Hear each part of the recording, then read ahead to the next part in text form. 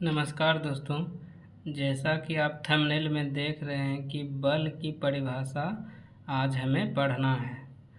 तो बल क्या होता है इसको आज अच्छी तरह से समझेंगे और उसे समझने का प्रयास करेंगे। जैसा कि देख रहे हैं परिभाषा में लिखा है कि बल वह बाहरी कारक है। बाहरी कारक मतलब कुछ चीज़ें हवा से भी उड़ के कुछ चीज़ें दूसरे जगह जाती है, इसलिए बाहरी कारक बोलते हैं। हवा के सहारे जैसे इस पेन को हम छोड़ेंगे तो पेन खिसक के इधर जा सकता है हवा के कारण, तो उसे बाहरी कारक बोलेंगे। इसलिए यहाँ लिखा है कि बल वह बाहरी कारक है। कारक मतलब कोई भी चीज़, जैसे अब कोई आदमी धकेलेगा तो आदमी, या हवा धकेलेगा तो हवा, इसलिए इसके जगह पे कारक लिख दिए हैं। जो किसी वस्तु की अवस्था में परिवर्तन। अवस्था में मतलब क्या, अगर कोई भी वस्तु को कहीं छोड़ देंगे तो वो वहीं के वहीं रखा रहेगा जब तक कि उस पर कोई आदमी या हवा या पानी किसी के कारण वो खिसक नहीं जाए। नहीं तो वो रखा का रखा रहेगा। जब तक हम इस पर बल नहीं लगाएंगे तब तक ये पेन इधर नहीं जाएगा।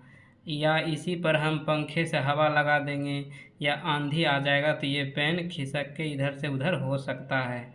इसलिए ये जिस अवस्था में है यानी रखा हुआ है, इसको बोलते हैं अवस्था। यानी कि जो किसी वस्तु की अवस्था में परिवर्तन करता है। जैसे यहाँ से यहाँ है पेन रखा हुआ, अब यहाँ आ गया तो इसकी अवस्था में परिवर्तन हो गया, यानी यहाँ से यहाँ आ गया। या फिर क्या लिखा है, या परिवर्तन करने का प्रयास करता है। पर जैसे कि हम किसी दीवार को धकेलें और धकेल ही नहीं पाए तो क्या परिवर्तन तो नहीं हुआ, लेकिन प्रयास तो किए ना।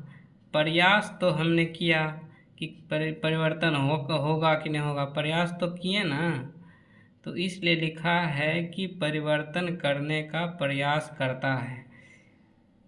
तो एक बार फिर से देख लीजिए परिभाषा कि बल वह बाहरी कारक है जो किसी वस्तु की अवस्था में परिवर्तन करता है या परिवर्तन करने का प्रयास करता है, बल कहते हैं या बल कहलाता है। अब आप देख रहे हैं कि यहाँ लिखा है बल बराबर द्रव्यमान गुना त्वरण। तो द्रव्यमान क्या होता है, पृथ्वी किसी वस्तु को जिस ताकत से खींचती है उसे द्रव्यमान कहते हैं।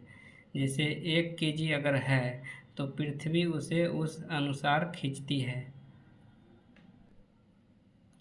गुना त्वरण। त्वरण मतलब होता है कोई भी वस्तु एकदम सीध में जाए या एकदम सीधी रास्ता, जैसे यहाँ से एकदम सीधे जाएगा, एकदम उसको सीधे जाएगा और वेग में जो परिवर्तन होगा उसी को त्वरण कहते हैं। तो इसलिए सूत्र होता है बल बराबर द्रव्यमान गुना त्वरण। F बराबर ma, मास इंटू एक्सेलरेशन। जैसे गाड़ी में एक्सीलेटर देते हैं ना, उसी को एक्सेलरेशन कहते हैं। तो मात्रक यानी मात्रक हो गया इसका kg। मास मतलब द्रव्यमान, द्रव्यमान का मात्रक किलोग्राम होता है तो kg, और त्वरण का मात्रक होता है मीटर प्रति सेकंड स्क्वायर। इसलिए इसको हिंदी में अगर लिखेंगे तो किलोग्राम गुना मीटर प्रति सेकंड स्क्वायर।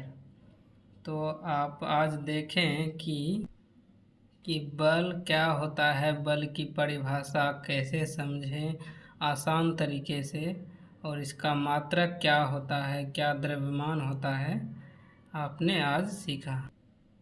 दोस्तों, रट के पढ़ना एक अलग बात होता है। रट के पढ़ने से कभी भी आप भूल सकते हैं, लेकिन अगर कुछ चीज़ें अगर समझ के पढ़ लिए तो वो ज़िंदगी भर याद रह सकता है।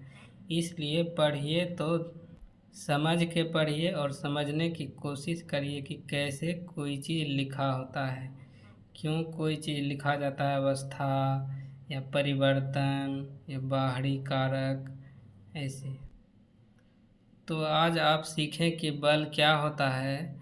आपसे रिक्वेस्ट है कि थोड़ा सब्सक्राइब वाला बटन पर भी बल लगा दीजिए, और अगर वीडियो अच्छा लगेगा तो लाइक करिएगा, और अगला वीडियो इसी तरह का लाएंगे हम, और समझाने का आसान भाषा में समझाने का प्रयास करेंगे।